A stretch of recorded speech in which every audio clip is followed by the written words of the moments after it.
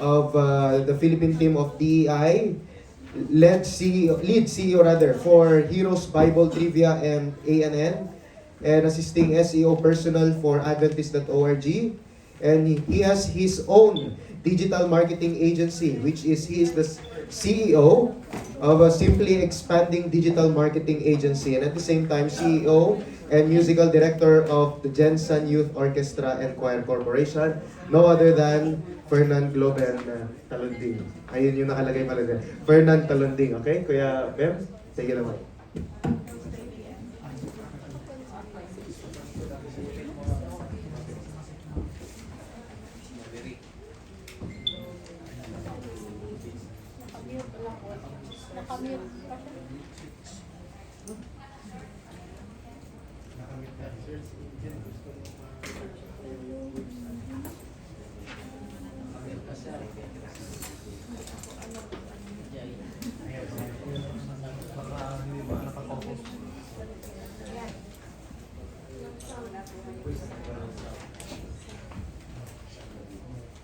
Kumusta po sila? May mga, naririnig naman nila ako.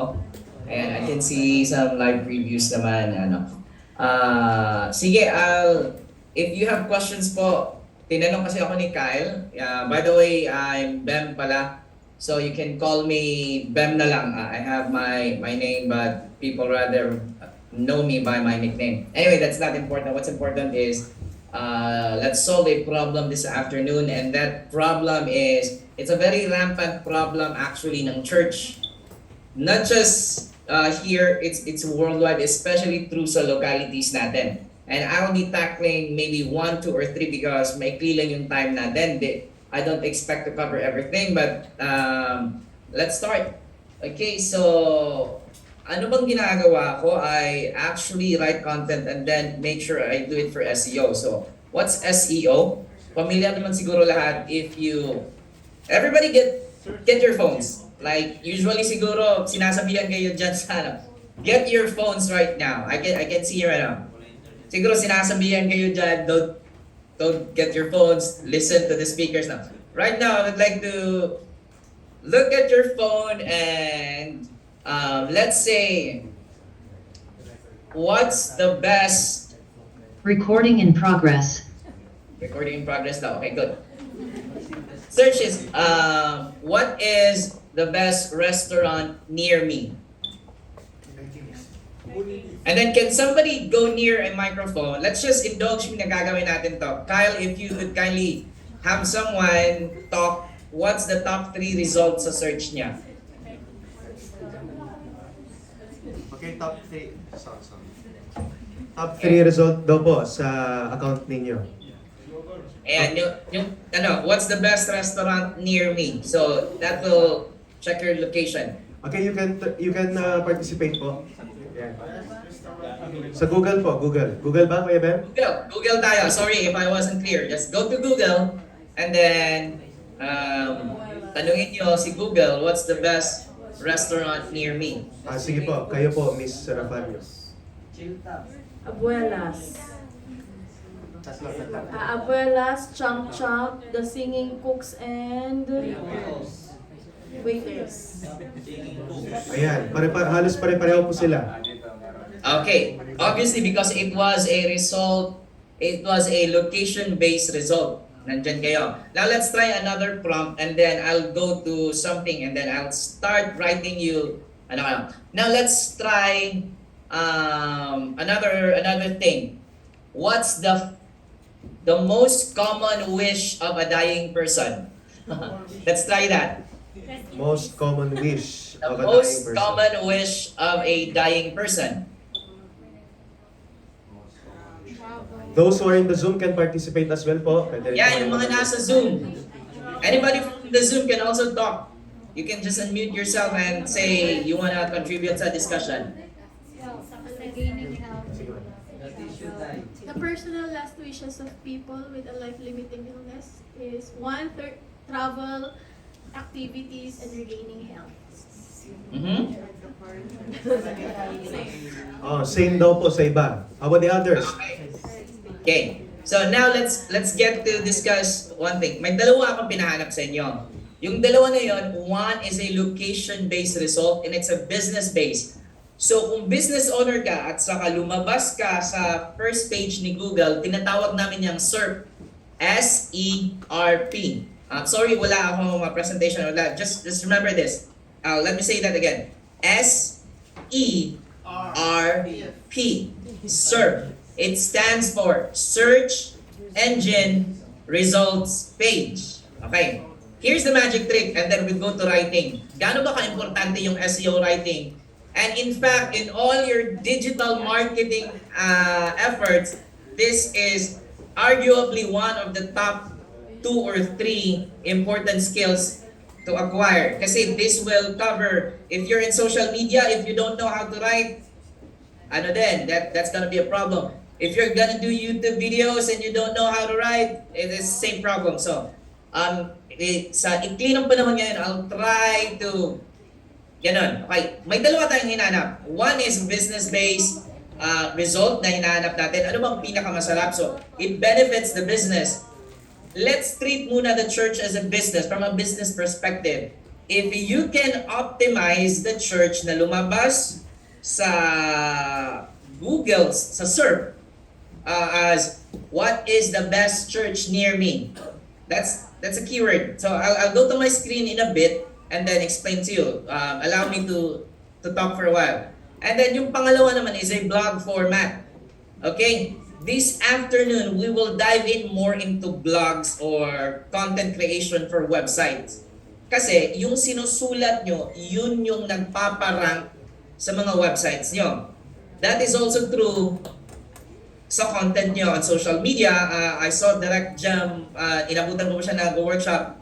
He mentioned also, it's important yung content nyo. So now that we have a short understanding kung ano yung SEO, Search Engine Optimization, ang ginagawa natin, gusto natin pag may sinulat tayo, especially kung may mga media practitioners dito like for how many years na nagsusulat, spoiler alert, this will go again sa lahat ng natutunan nyo sa pagsusulat ng article. This will, lahat ng sasabihin ko this afternoon, hindi naman siguro lahat, like 90% of ituturo ko will go against sa mga nakasanayan nyo. So, I would request that i-drop nyo lahat ng mga naintindihan nyo, lahat ng mga pinagpa-practice nyo noon. SEO content writing is a total different way to create content online. So, without further ado, let's go. So, I'm gonna share my screen right now. And let me know if you guys can see my screen. Okay, great. Yes, Kuya, we can see it. Expand. Dalawa kasi screen ko dito. Expand ko lang to. I'd like to see people here. So, I'm gonna look at the other screen. So, if you Google this, Nielsen Norman Group, they did a study. Paano ba this is very important. Paano ba nagko-consume ng ng content ang mga tao online? Most people think pag may nakikita yung mga users, let's call us ourselves users, akala nila pag nasa internet yung tao, pag open ng, let's say article ito. So usually we think people read left to right. Hindi. That's why I told yung mga tagal na sa media practitioners, especially offline world, you have to drop the vast majority of the learnings that you had. Why?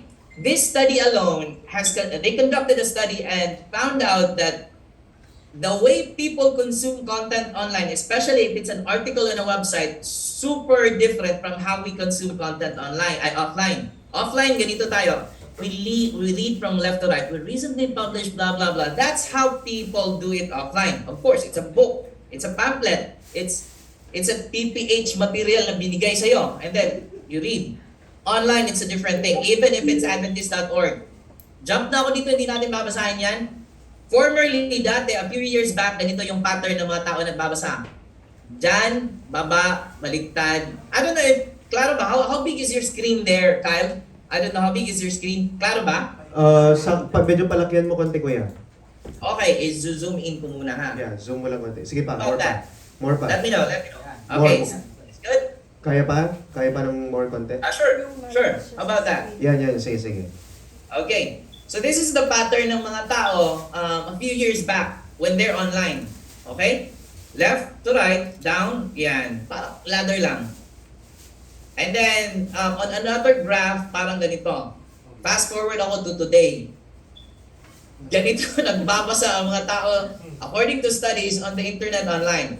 So ano ba yung mga implications niya at bakit kailangan natin magsulat in such a way where it catches people's attention? Okay, scroll down pa ako. Ganito magbasa ang mga tao today. If I might zoom in pa talaga, but of course you can just Google this. I don't know where step 1 is, but here's step 157 and then here. We call this the pinball phenomenon. Yung mga kasama kong mga matatanda na lumaki, nung high school ako may brick games kami, may mga laro kami on family computer, may tinatawag na pinball. So, I can see you all yung sa mga nasa studio ngayon. Anybody would like to raise their hand kung alam ano yung larong pinball? Tingnan ko lang sino mga matatanda. Yes, may mga iilan naman, may mga iilan. Good to know. The point is, you cannot predict saan mapupunta yung bola. So, yung paglalaro ng pinball, the goal is may butas dito sa gitna ng dalawang swing. Kailangan hindi mahulog yung ball. You just have to pin the ball. And then, magbabounce pa niya. You get some points pag bumangga siya kung saan-saan. This is called the pinball phenomenon because you cannot predict how people consume content on a website, especially on search engine. Okay? That brings me to a point. How do you exactly write content kung hindi naman nagbabasa ng traditional left or right yung mga tao? Well, here's how we do it. So let's start. Here's a Google Doc. I told Pastor Kyle na hindi talaga ako kasi I'd rather the ikli ng oras natin, I'd rather do this na siguro naka-record naman to. You can just review this. Okay. The first thing that people would do, can I ask somebody what's their first step when they write? Like, could you give the microphone to anybody? And then let me just have a good grasp kung anong nasa isip ng mga nakikinig ngayon. Or anybody from Zoom? One from Zoom and maybe one from the audience. Na live. Pastor Kyle. Sige po, mag-God po kayo. Please turn on your microphone. Anybody who would like to share po, ano po ba daw yung first step nyo when it comes to writing? First step lang talaga, just one single step when you sit down in front of a computer. Or a notepad or anything for that matter. No right or wrong answer po. You should read first. You should Read. Read. ano daw? Read daw po. Read. Something like this? Yeah. Sorry. No. Read, Yeah. right? Okay. Sige, that's a valid point. Anybody else? Topic. Somebody said topic. Topic daw. One more answer. Read and Topic daw, Kuya Bem. topic. Okay, topic. Okay, very good. Actually, these are valid answers. But how do you exactly read? And what topic do you exactly cover? Okay? So the number one, the first thing that we should do is actually, lakihan ko tong font natin dito. Maybe 24. Okay. The first thing that you do as a content writer, kasi ang dami kong steps, nagja-jump na ako, just like, diretso na tayo sa how you, after this workshop, short workshop, nakakasulat ka na.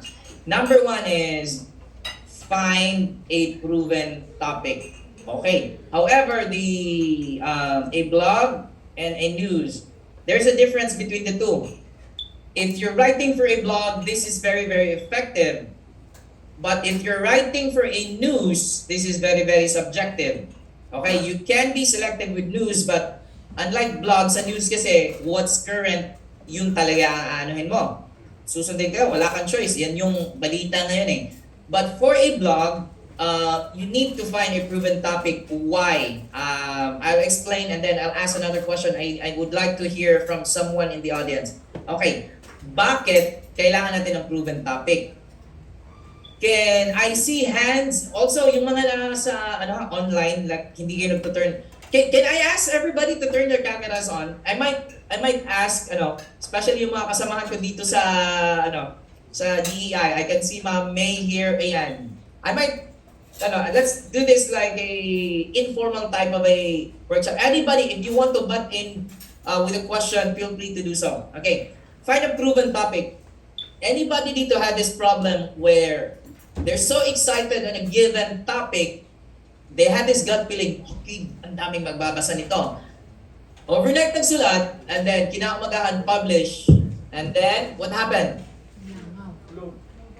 Virtual crickets. Like literally, walang likes, walang views, walang engagement. Anybody raise your hand? Anybody?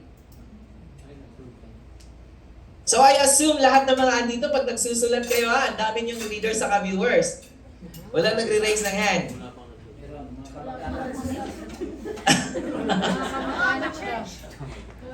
Wala nagre-raise ng hand. So, yeah, amen. Kung gano'n naman ang gagaling na pala. Okay, end of the discussion. Thank you for... Hindi naman. Okay, why do we have to find a proven topic? Because this is the biggest problem most writers do online.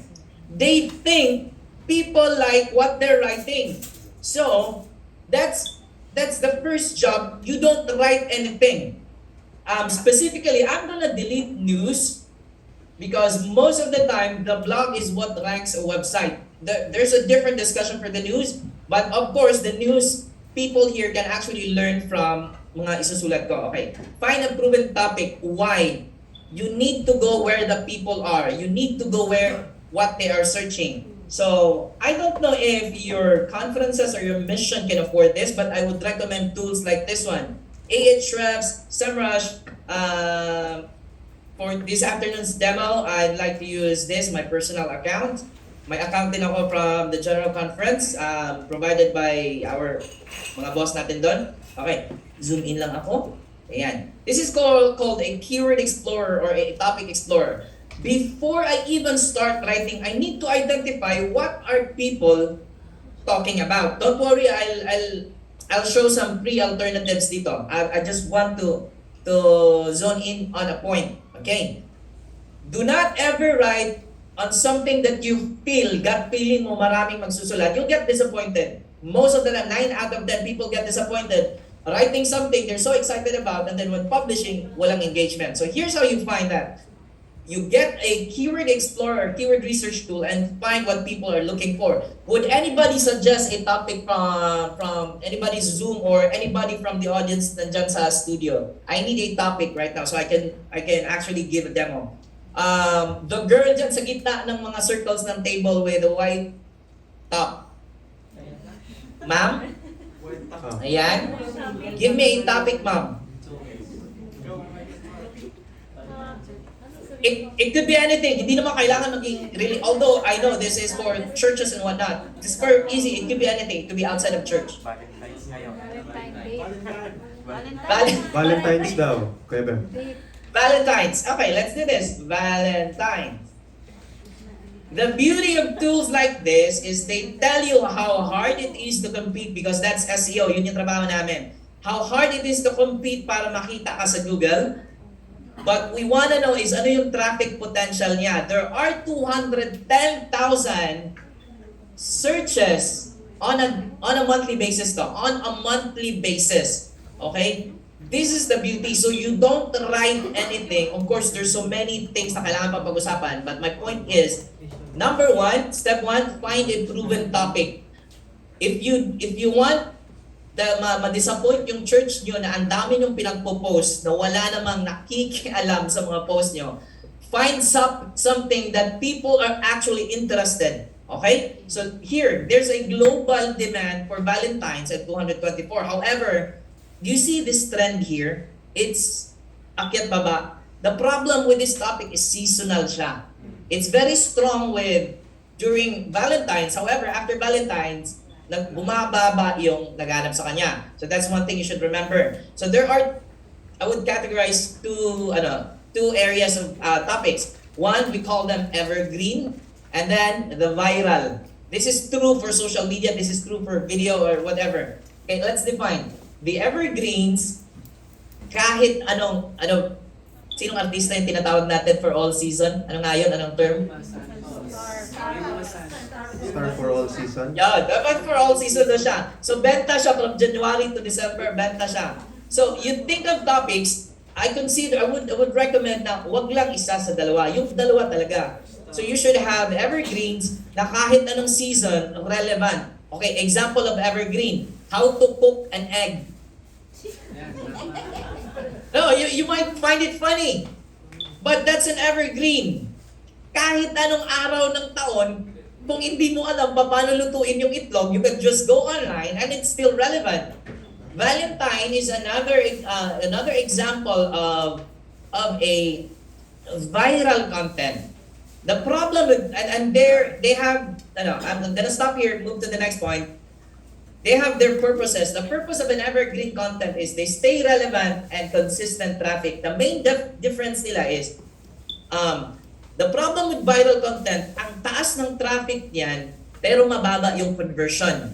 What do you mean by conversion? Madaliin natin. If you want to get subscribers, hindi magandang in the long term panguha ng subscriber yung mga viral content. Why?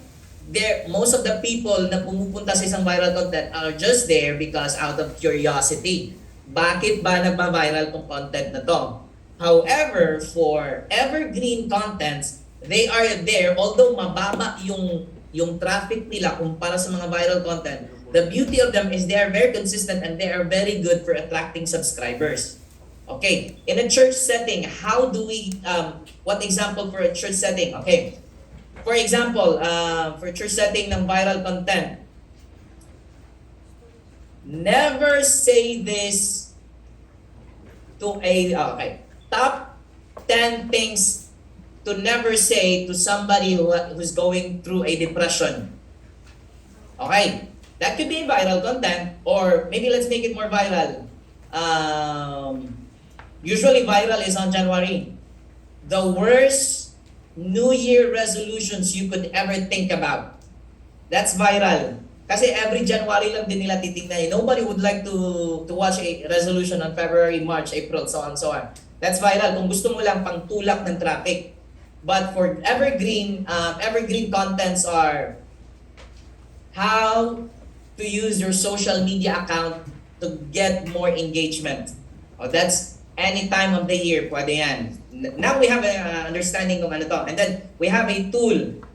Remind me mamaya to give alternatives na mga free kasi medyo expensive ito eh. Ang minimum ata nila nito is around 7K per month. Yung magagandang tier nila is nasa 20K. Like you have so many insights per month yun. So medyo expensive to. There are free alternatives. Okay, so go back ako dito. Step 2. The 80-20 rule. Anybody heard of the 80-20 rule? I heard somebody talk. Yeah, they said, The 80-20 rule. they said Pareto principle. Yeah, it is. Can everybody, could somebody go to the microphone? Sige nga, parinig. I would like to see it from your perspective. How much do you understand this? Parinig po, pabigyan ng mic. Yes, yung 80-20 po, it means you benefit from 80% and you get away from the 20. You give away the 20%. Pakiulit po, medyo mali yung audio eh. Sorry po. Yung 80%, it means you gain 80% and 20% yun po yung mawawala, na pwedeng mawala. Okay. So, ano yung 80? Ano yung nag-gain mo doon? Ano pala yung 80? Can you give an analogy or ano? No right or wrong answer po. Yung gain mo is 80% at least, and then losses could be 20%. Yun.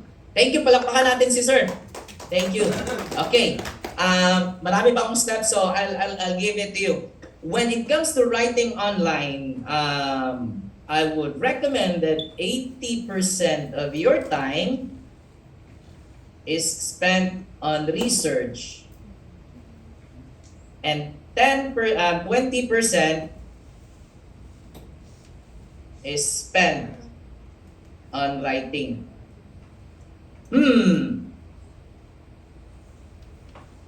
Meron ba sa inyo ginagawa to or what's the usual process niyo? Marami sa inyo siguro, I don't know. Sino ba dito ang nag-spend ng 80% on research and 20% on writing, or is it the other way around? Okay, so the whole point, bakit? Okay, let me make sense of it. Because I would like to dissect the 20%. Bakit 20% in writing? In fact, 10% lang yung writing ko. Why? 10% is spent on 10% is spent on assembling. And the actual writing is the last 10%. Ayan. Okay? So, I don't know kung baka alam na ito ng iba or if this is something new and revolutionary for you, well, very good. Okay. Bakit po? Bakit po? Okay. So, ang gagawin natin, explain natin. Google has this algorithm that they call the EAT. In fact, they added another letter. Okay? So, they added another letter. I forgot. So, EAT lang muna ang ano ko. Yung algorithm nila, pag nagra-rank sila ng content, kung gusto nyo makita sa internet content nyo, especially sa Google, kailangan naka-EAT yan. E stands for expertise. Yan. A stands for authority. And then, trustworthiness. Okay. Or trustworthy. And I'll drop some bombs here. Okay? Tandaan niyo talaga to and don't miss or skip a beat. Never write something that you're not an expert on. You do not need to be the top 5 expert of the world on something. The point of the 80-20 research is to know exactly na alam mo kung anong pinagsasabi mo, especially if it's a blog. For example, Direct Jemroy Fuentes will never write anything sa social media na hindi niya alam because he spent so much time dyan. If Direct Jemroy writes tips on social media, I'd rather go to Direct Jemroy than to anybody else na alam ko na wala namang maiaambag dun sa article niya. And how do you know that? Because Direct Jemroy has built a body of content. Babalikan ko yung sinabi ko mamaya and this is where most people fail. Okay? I'll get back on that. Number 2, authority. How authoritative are you ba yung website mo? Babalikan natin dito mamaya. When you want to tackle a topic, yun yung kino-consider kasi ni Google. Okay, this content, we have an EAT, pumasa siya sa EAT. So you need to be able to write content na should have value, expert, and then authority din siya, and then trustworthiness. How do we get all of this? Trustworthy is, are you a reliable resource? Ganun ba? You don't have to be, when I say all of this, I'm not saying kailangan mo magkaroon ng certificate na reliable ka. That doesn't work on Google. May mga metrics po tayo dito na kailangang susundan to actually follow EAT. Hindi kailangan ng actual degree or diploma. Anybody can write EAT. Even a balot vendor na may skill sa writing can actually compete on the search engine for this. So here's the trick about EAT. I'm gonna hold on to that kasi still many things in my head. So, 1, find a proven topic. Once you found a proven topic, spend 80% of your time researching. You have to know as much as you can about a topic and then dissect natin yung 80-20 rule. Okay. Now, I'm going to go down here and then apply natin. Ano yung una sinabi ko? Assemble and then write. Okay. Now, Pastor Kyle, I'd like to do a challenge. Can somebody give me this 5-minute challenge para lang maano tayo? Okay. Can somebody, sino magaling na typist dyan? Anybody na medyo mabilis mag-type? Can we have a volunteer? It could be from the people na nasa Zoom. I need a typist. I need 2 people. I need a timekeeper for 1 minute. Ayan, si Ma'am Nolin. Ma'am Noelin or Nolin? Noelin. Noelin po, Noelin. Ma'am Noelin. Okay. I need a timer doon sa 1 minute lang, 1 minute sa from the audience. Like everybody shouts stop. Ma'am Noelin, I want to prove a point right now about the 10% assembling and the 10% writing. Okay, Ma'am Noelin will take on the challenge. Okay, here we go. So, ang gagawin natin, Ma'am Noelin, I'm gonna stop sharing my screen. You will start sharing your screen. Open a Google Doc. Let me know pag may Google Doc ka na. And then, we will all take a look at you at kung ano yung challenge ito. Anybody would like to take on this challenge, please let me know. And if you want to butt in with the question, feel free to do so. Napin ko muna sa ano yung stop share screen ko dito. Andyan. Okay, so Ma'am Noelin, can you share your screen right now? People, get your phones right now. Open your timer. Lahat na kayo. 1 minute. Timer natin. So here's the task, Ma'am Noelin. Sulat ka muna bago tayo run ng timer, please. In big fonts, like set mo siya, change mo siya to title instead of normal text. Write a title, and the title is this. The title is 100 Annoying Things You Should Never Do. You should never do.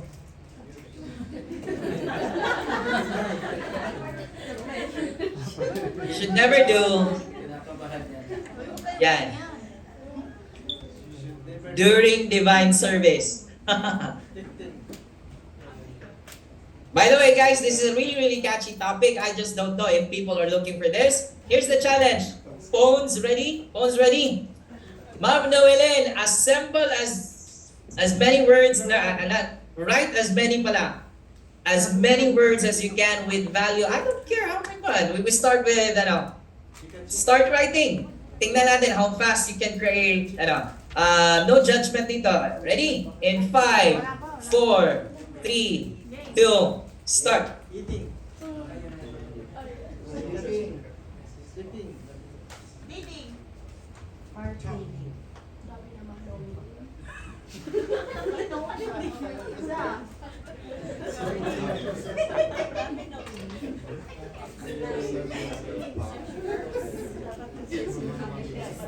Dancing.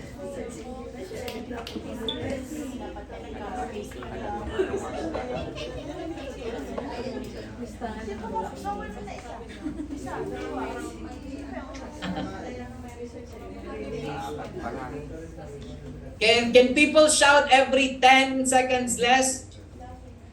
30 seconds. 40 seconds. 40. 47. 50.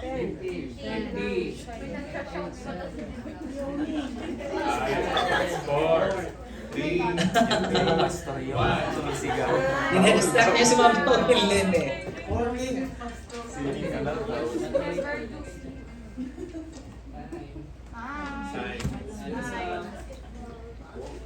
Time na? Yes. Okay, time na. Palakpakan natin si Ma'am Noelin. Ma'am Noelin, could you press Control-Shift-C?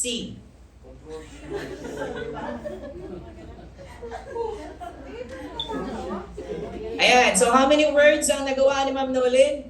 25 words in 1 minute. 25 words. Palakpakan natin ulit si Ma'am Noelin. Yan. Okay, I'll share my screen na ulit, ma'am. Thank you. Okay. So, another problem na tinatakal nating mga writers is most people, especially yung mga nagsisimula pa, is they start writing. I'm not talking about the 80 dito ha. I am assuming na ginawa mo na yung research mo. Okay? I am assuming na ginawa niya yung research mo. Now, I would like to tackle the 10%. I will never write right away. One thing I will do is in fact, can I see some hands? Tingnan ko lang ha. Can I see some hands dito? Pag nagsusulat kayo, the first thing that you write is the intro. Can I see some hands? Guilty. When starting an article, it's always the intro. Ayun, I see some. Thank you for being honest. Ma'am Noelin is doing an intro.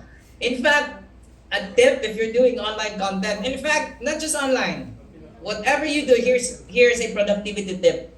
Write intro at the end.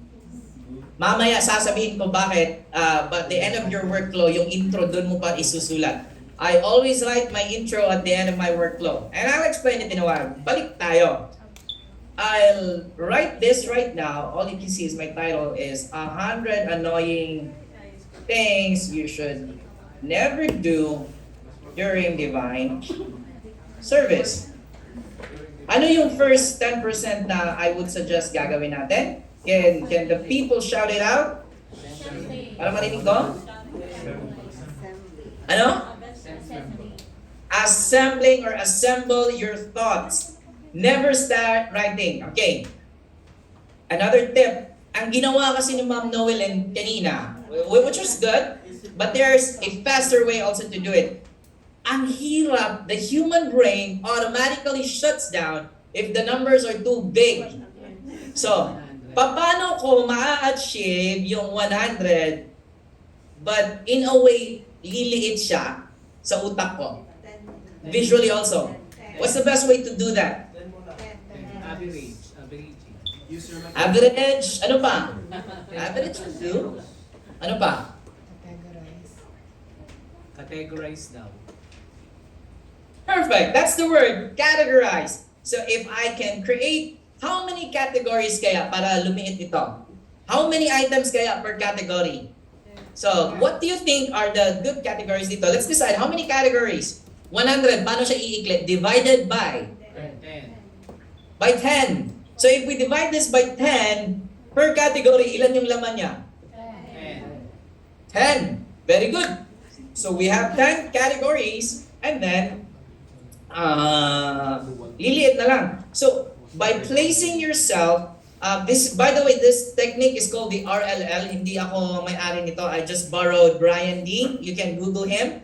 He's one of the best marketers in the internet, and I learned this from him. Instead of thinking 10, 100, just think about 10. Mas madaling magsulat ng 10 kaysa 100. So, I'll write out my categories first. So, assemble. So, let's assemble. Okay, let's assemble categories. 10 annoying. Instead of annoying, I'll just write out the categories. Let's say, actions. Okay, 10 annoying actions. 10 annoying words. 10 annoying gestures. 10 annoying... Ano pa? Help me out here, guys.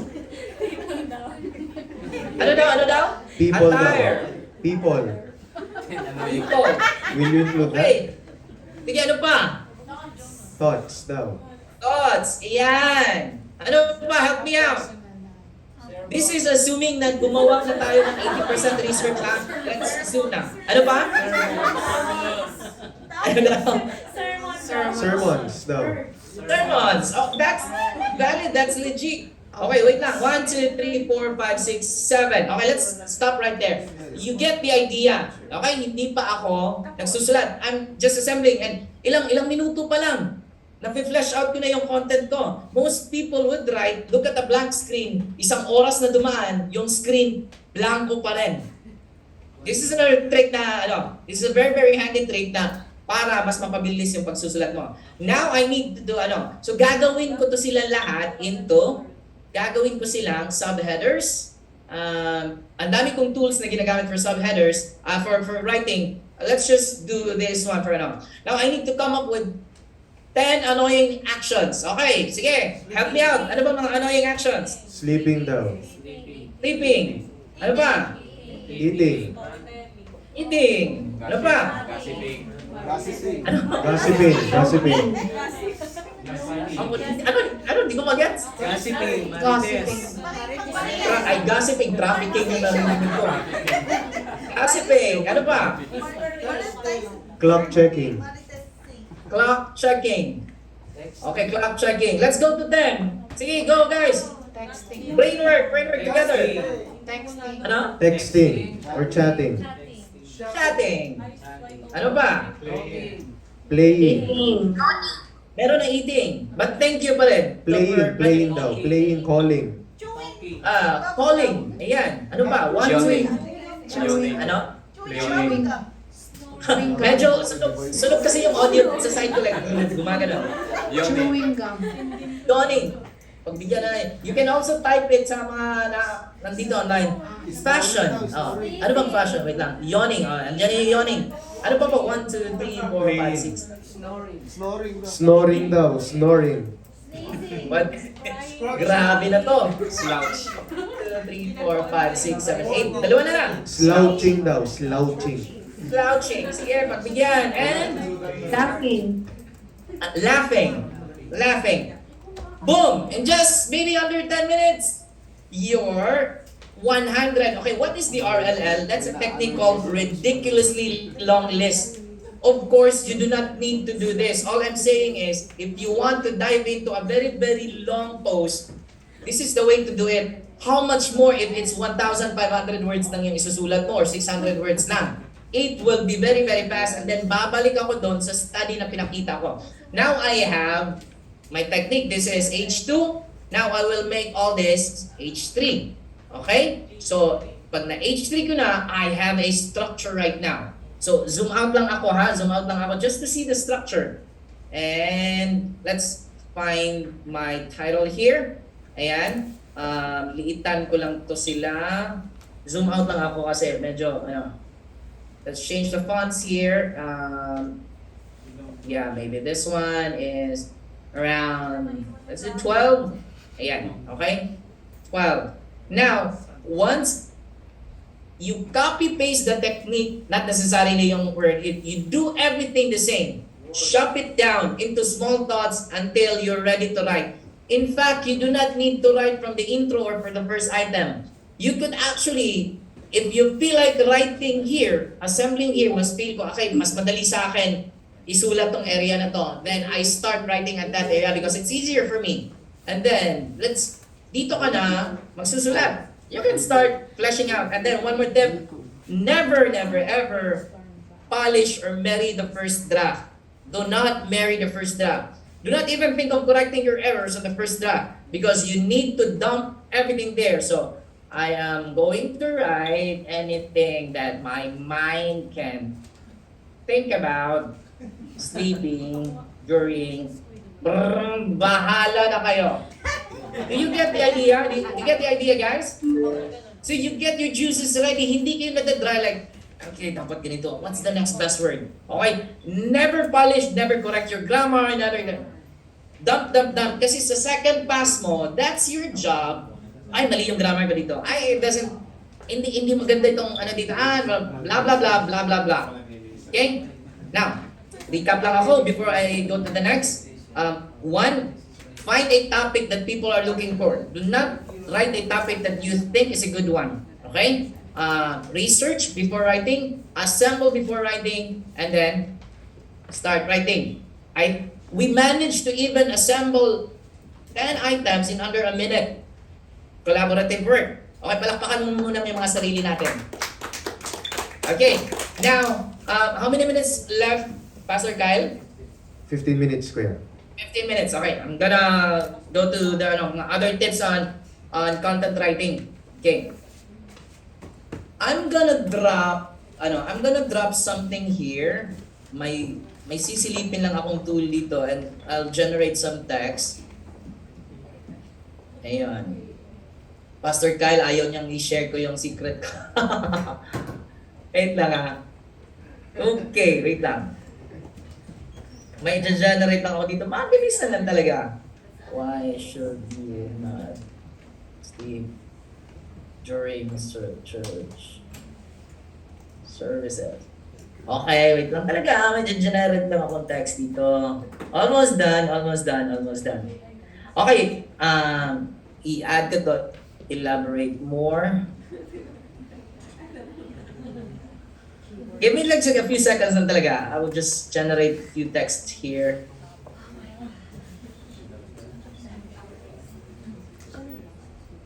Okay. Ayan. Copy ko ito. Copy dito. Let's delete everything dito ha. Let's delete everything dito. Copy ko yan. And then one more. These are some copywriting tricks. And then I'll try in the last 10 minutes, I'll try to insert some SEO reminders. SEO reminders. Usually kasi it took several years to actually cover SEO. We're like 0.5% of the entire thing ng SEO, but I hope may natututunan kayo this afternoon. Yung mga highlight niyan is my Grammarly dito. I presume everybody's familiar with Grammarly, so I won't be covering that. Okay. Now, most of the things that very smart people coming from school, we have this tendency to make everything sound so smart na kahit pwede mo namang isulat near, ang ginagamit niya talagang word proximity. Or kahit sabihin mo lang, I love you, ang gamit, the chemical reactions of my bodily, blah blah blah, etchus melon, ganyan. If you confuse, you lose. Why? Okay, two things na naman na tip na iba. Let's talk about readability score. If you go to this website, I believe Grammarly also has a built-in feature for this one, but I prefer to use this website. You can download the app for $20 or 1,000 pesos and you own it for life. Or kung wala naman kayong pambayad, this is for free. You just go to hemingwayapp.com. Now, this is how the tool works. Ang ginagawa ng tool is sinuscore niya yung yung gaano ba kahirap intindihin yung trabaho mo. The lower the grade, the better, because if a grade 5 student can understand your writing, it means madaling intindihin yung trabaho mo. Because pag mahirap intindihin yung sulat mo, people will bounce off. Sa SEO, we call it a bounce rate. Okay, hirap naman intindihin ito. Aalis na ako. We call it a bounce. Aalis yan. Pag mataas yung bounce rate ng article mo, the drop yan ni Google sa ranking. Okay. Now, let's copy this. Generate lang ako ng secret materials dyan. Then, let's paste it here. So, ano yung score niya? Postgraduate. Hindi siya ganun kasimple, kasimpleng intindihan. So, I'm gonna generate something easier than dito.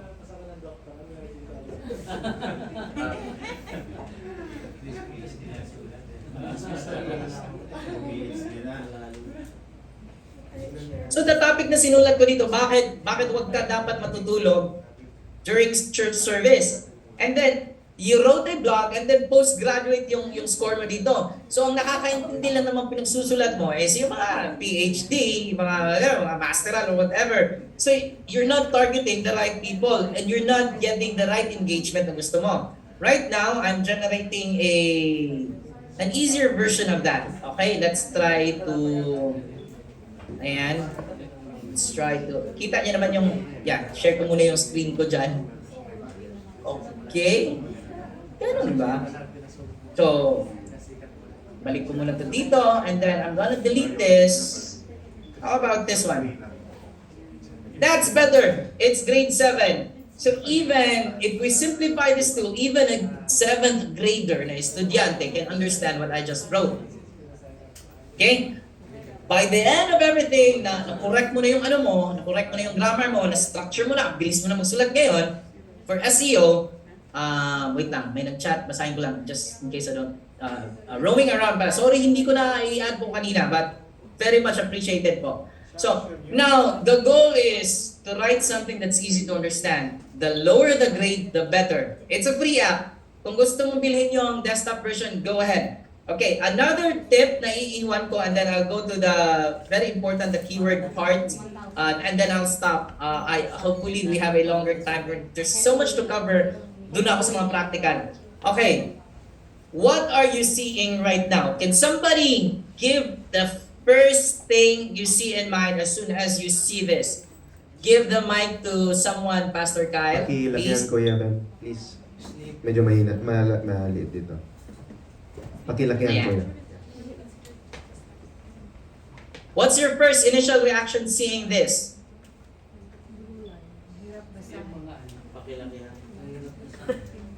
Sige, tingnan ko may nag-comment. Pakilakihan sorry. Pakilakihan pala. Yan. Konti pa. Yun Ay, yan. yung first Sir. initial reaction niya, yung may first na may initial pa. Okay. Yun yung initial reaction niya, pakilakihan. Mahirap basahin. Mahirap basta. Masyado. Overwhelming. Overwhelming. Why? That's a very interesting and that's very close to what I would like to say. Who said overwhelming? Please elaborate. Parang ang daming babasahin. Nakakapagod. Ano po? Oo. Nakakapagod basahin kasi po ang dami. Ang dami. Yes! Exactly the point. So copywriting number 2, when you're writing content for online, you're not writing a book. Remember that. According to the study dito na sinimulan natin, people bounce off agad if this is not followed. You should break your sentences into smaller groups for easy scanning. Bakit? If you read this, people don't read, they scan. And when they scan, babalikan ko muna nito ha, when they scan, pag tayo, ganun ako eh. If I land on a content, nagsascan ako, what I look at first are the subheaders. And then, if something catches my interest, I will pause, and then I will read. So, when I said in the beginning of this training that whatever you've learned in school or whatever training former, the online business of writing content is totally different. So, ang gagawin natin dito, ang gagawin ko ngayon is gugulong sa galit yung mga teachers nyo sa offline yung mga ganun, when it comes to news writing or whatnot. You have to break them into small sentences, and I'll zoom out to prove a point. Yeah, yung mga. It's up to you kung kailan mo siya, saan mo siya i-break. There's no general rule here. Make it easy for your content to be scanned. Is that easier? That's easier. The eye, it's easier for the eye. Huwag kang magsulat ng thesis. Hindi ka nagsasabit ng thesis. So, yung one na point ko kanina, make it easy. Use simple language. Unless yung audience mo na pagsusulatan mo, doktor, abogado, that's valid. But if you're talking, sharing the gospel to the vast general, the public, use language that the ordinary person can understand, just like what Jesus did. Jesus did not use complex analogies. He used flowers. He used the field. He used fishermen. Ganon. Same dito. In fact, Jesus is the best marketer alive and content writer alive. Okay? Now this is easier. And then another trick to that is add subheaders. Because subheaders are really, really important. Reason one. Let's say that for the sake of demo lang. For the sake of demo. So nga yun.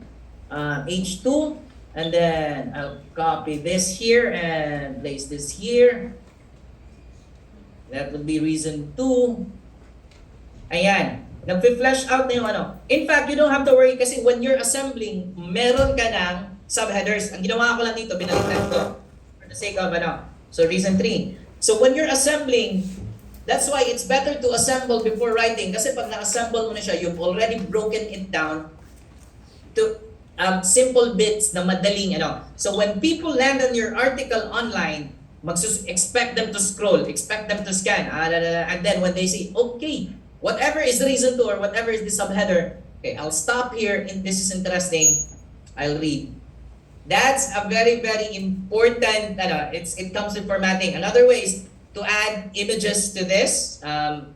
Break lang ako, baka may mga importanteng chat dito. Okay, ayan. Sige, that's it. I-cover ko muna sana yung but I think I have 2 minutes na lang for, there's some other important like, keywords and stuff. However, I'm gonna wrap this up. Thank you for having me. I hope we had a longer time. I think my time's up. The things I showed you this afternoon are like fast ways to actually produce content online and what type of content isusulat nyo, because people behave. You need to be able to understand how people behave when it comes to consuming content online. And when you're writing content, this is a hack para hindi ka matagalan dyan sa screen mo. Start assembling, start writing. Ang dami ko pang gusto i-share, but I think my time is up. Thank you everybody for listening. Thank you for this opportunity to be here. Thank you, Pastor Kyle. I'll turn over the program to you guys. Thank you very much. Thank you so much, Kuya Bem. I think they have questions here. So, Sure. please, tawag dito, use your microphone po. Yes, Ma'am Janet. Ayan. Question, Sir Bem. Yes po. How do you build EAT again? Oh, I forgot that. Okay, so E18, hindi na ako mag-share na script app. E18. For example, expertise. I'll use andyan si Direct Jam. Si Direct Jam na naman gagamitin ko. If Direct Jam writes an article, top 10 ways to use social media for 2023. Okay. Yung branding mo kasi, you have to be able to create content, hindi lang isa. People make this very, very grave mistake. They find a keyword and a topic and then create one content. And then expect your website to rank on that one content. Nilagyan ko naman ng keyword na ganito nilagyan ko na. So how do you become an expert or the EAT you cover? The only thing is, every time you two things ang sasabihin ko. Every time you create a content, you have to be very, very authoritative by how? Putting references, maybe case studies, okay? Magsusunod top 10 ways to use ito. So citations, cite actual facts na mag-add ng value dun sa content mo. Let me share my screen just quickly talaga. And people fail to do this. I see a lot of our church writers do this, fail to do this, I mean. So if you can visit my own blog, I just started this like January ko lang because sobrang busy. Okay.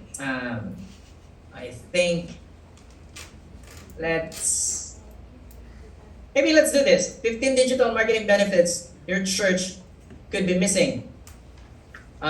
Yes, here's how to add value dun sa mo. So, instead of just giving an opinion, okay, one more tip. Do not sound like you're opinionated because people can't trust that. In fact, you should be citing, okay, nilagyan ko ng link dito. If people click on this, it will go to a link to back my study up, back my claims. So, you do not just spit random stuff lang dun. Okay, so 93%, ayun, facts, and then tips, facts, ganon. The second thing is, never write something, iisa lang. You do not become an authority by isang beses nyo lang akong nakita and then you assume anong authority dito. But if you see me on the internet publishing constantly content, valuable content around a given topic, which would lead me to point number 3, you will then know that, okay, authority si Sir Bam or si Direct Jam sa topic na yan because they keep publishing content around that specific topic. You become an authority on that topic. Do not expect to become an authority na isa, dalawa, tatlo lang yung isusulat mo dyan. Which leads me to the third point. The problem with a lot of our church materials is very scattered. Hindi ka magra-rank. You wanna rank for, like, for example, baptism. Tapos, isa, dalawa, tatlo lang yung content mo for baptism. Yung ibang, is, potluck nyo dun sa simbahan last week, sinulat mo, or this and that. Which leads me again to number 4. Sorry, ang dami kong binibigay. Number 4. Point number 1, find a proven topic. This is a big mistake. I actually wrote something about this. 9 social media mistakes caused by posting church activities only. Please lesson this. There's a whole different training of this. Who's guilty? I don't know. Don't raise your hand after I ask this question. Don't raise your hand.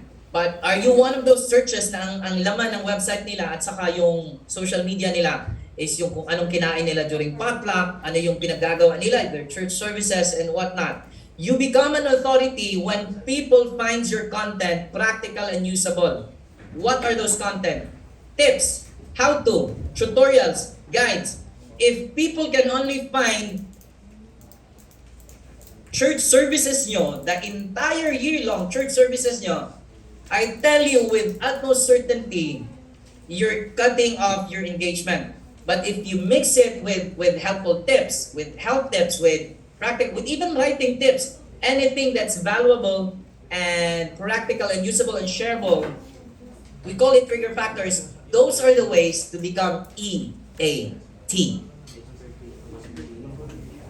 Thank you. Any other else po? Any other po na gusto pang mag-5? 2 minutes po. We have 2 minutes. Okay, I guess that sums it up, Kuya Bem. Once again, let's give a round of applause to Kuya Fernan. Thank you so much, Kuya, for gracing us this afternoon on how to write in social media. As you can see po mga kapatid, it's very different when it comes to writing into papers and to social media. There's a big difference. And as you said, it might be revolutionary in our end, but I guess that's it. That's how internet has changed the lives of other people. Okay, so I would like to promote this. Ang website po natin dito sa NPUC, npuc.adventist.ph. It was actually orchestrated as well by Kuya Bem. And ang naglagay na lang mga contents, tayo na lang mga naglagay ng contents niyan. Okay, so thank you so much again, Kuya Bem, and to everyone. So let's also give a round of applause to every one of us who participated in this event.